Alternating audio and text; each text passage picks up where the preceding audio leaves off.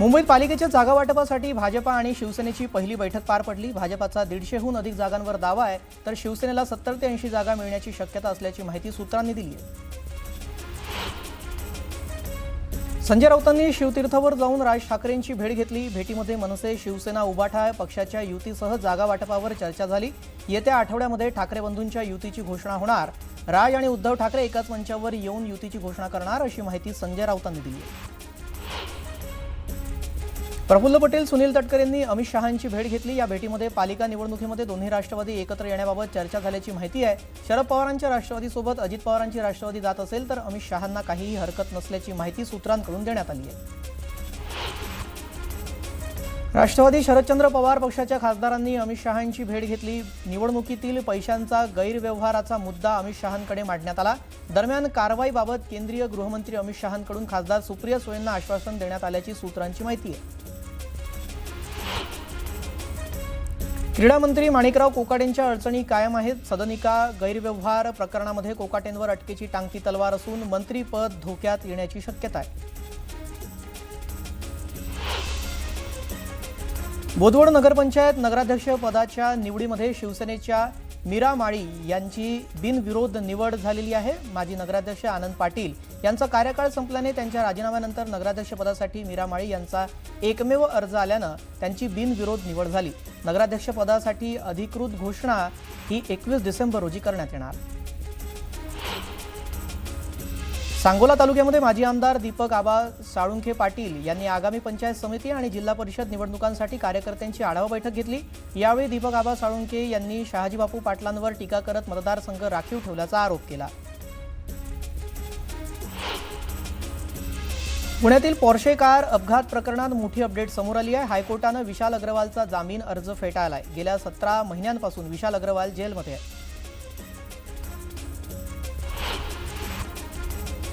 तपोवन परिसरामध्ये प्रस्तावित असलेल्या MICE सेंटरची निविदा अखेर रद्द करण्यात आली आहे। निविदा रद्द झाल्याचं शासनाच्या वेबसाईटवर स्पष्ट झालंय। गिरीश महाजन यांच्या आदेशानंतर प्रशासनाकडून निविदा रद्द करण्यात आली असून पर्यावरण प्रेमींनी या निर्णयाचं स्वागत केलं। गोवा नाईट क्लब अग्नितांडव प्रकरणामध्ये लुथरा बंधूंना गोवा पोलिसांनी अटक केली आहे। थायलंडमधून लुथरा बंधूंना भारतात आणण्यात आलंय। दरम्यान दिल्ली विमानतळावरून पोलिसांनी दोघांना ताब्यात घेतलं। कर्ज फेडण्यासाठी सावकाराने शेतकऱ्याला किडनी विकायला लावल्याचा धक्कादायक प्रकार चंद्रपूरमध्ये समोर आलाय। दरम्यान कंबोडिया इथं जाऊन किडनी विकण्याची वेळ आलेल्या पीडित शेतकऱ्यानं सावकारावर कारवाई व्हावी अशी मागणी केली आहे। श्रम संहिता कायदा रद्द करण्याच्या मागणीसाठी भिवंडीमध्ये कामगार संघटनांकडून निदर्शने करण्यात आली। श्रम संहिता कामगाराविरोधात असल्याचं मत व्यक्त करत कामगारांकडून आंदोलन करण्यात आलं। बोरीवली पूर्वेकडील कतार रोड क्रमांक 3 वरील लक्ष्मी अपार्टमेंट ही इमारत कोसळली। वर्षानुवर्ष जुनी असलेली ही इमारत कोसळली। याबाबत पुढील तपास सुरू आहे।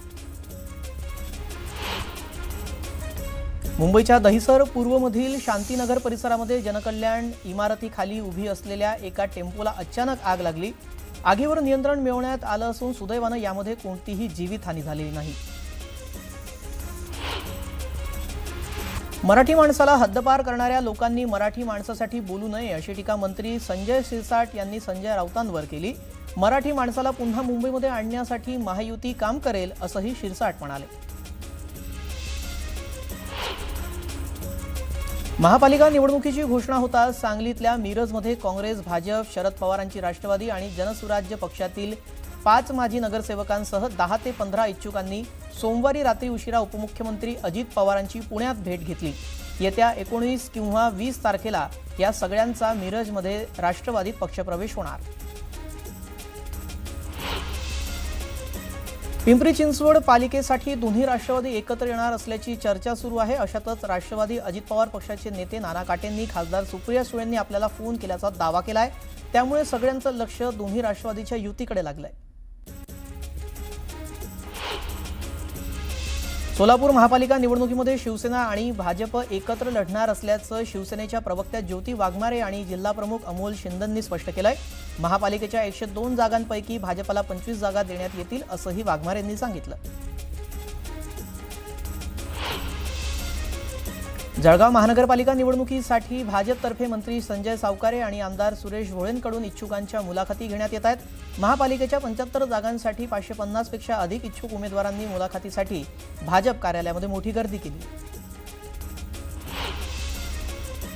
सोलापूर महानगरपालिकेमध्ये महाविकास आघाडीतील माकपकडून महापौर पदासाठी नवीन फॉर्म्युला देण्यात आला आहे। सोलापूर महानगरपालिकेच्या महापौर पदासाठी 5 वर्षांमध्ये 5 महापौर देण्याची मागणी माकपने केली आहे।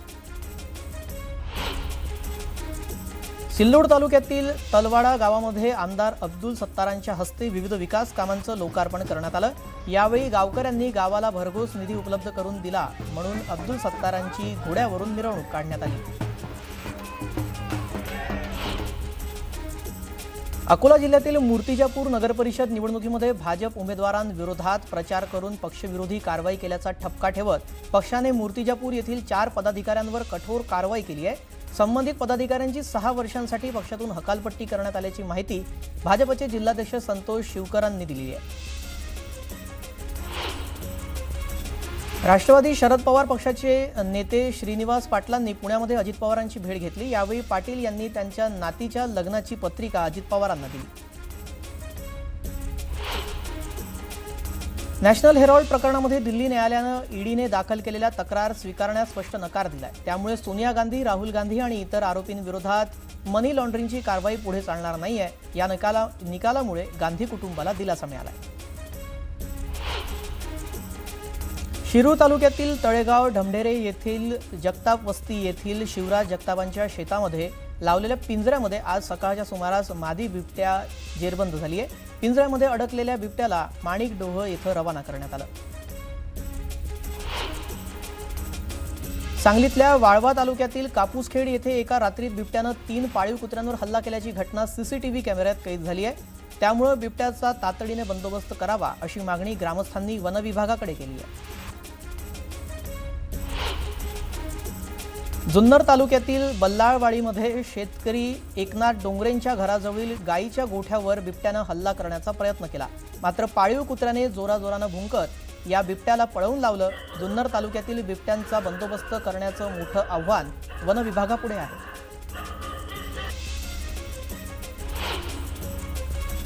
जगप्रसिद्ध लोणार सरोवरातील पाण्याच्या पातळीमध्ये दिवसेंदिवस वाढ होतीये। त्यामुळे सरोवरातील कमळजा देवीचं मंदिर 15 फूट पाण्यामध्ये गेलंय। मात्र सरोवरातील पाण्याच्या पातळीमध्ये वाढ का होत आहे याचं कारण अस्पष्ट आहे।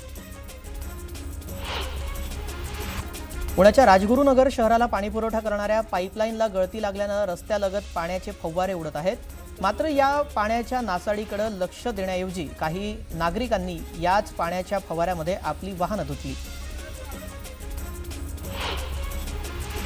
देवाच्या आळंदीमध्ये सोमवारी सफला एकादशीच्या निमित्ताने पवित्र इंद्रायणी नदीची महाआरती करण्यात आली।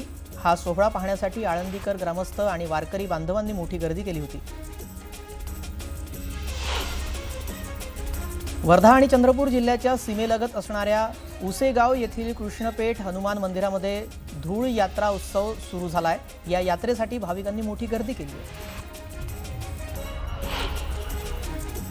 चंद्रपूरमध्ये राज्य सरकार आणि टाटा ट्रस्टच्या संयुक्त विद्यमाने उभारलेल्या पंडित दीनदयाल उपाध्याय कॅन्सर रुग्णालयाचं 22 डिसेंबरला लोकार्पण होणार आहे। आरएसएसचे सरसंघचालक मोहन भागवत आणि मुख्यमंत्री देवेंद्र फडणवीस यांच्या हस्ते हा लोकार्पण सोहळा होणार आहे। 280 कोटी रुपये खर्चून बांधण्यात आलेलं 140 खाटांचं हे रुग्णालय देशातील कॅन्सर उपचारातील अत्याधुनिक रुग्णालय ठरणार असल्याचं बोललं जात आहे।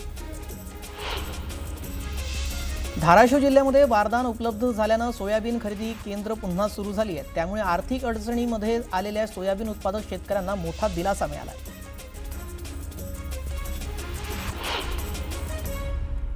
भंडाऱ्यातल्या तिबेटियन बाजारपेठेमध्ये उबदार कपड्यांच्या खरेदीसाठी नागरिकांनी मोठी गर्दी केल्याचं पाहायला मिळतंय। खास करून तिबेटियन स्वेटर आणि मफलरला नागरिकांची विशेष पसंती मिळते आहे।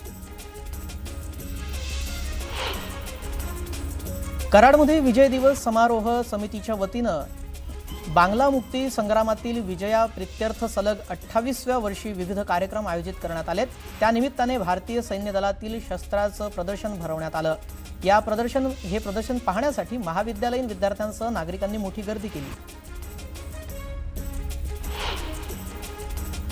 पंढरपूरमधल्या कासेगाव येथील यल्लम्मा देवीच्या यात्रेला आजपासून सुरुवात झाली आहे। या यात्रेसाठी महाराष्ट्रासह कर्नाटक, गुजरात, आंध्र प्रदेश अशा विविध राज्यातून लाखो भाविक दरवर्षी या यात्रेला येतात।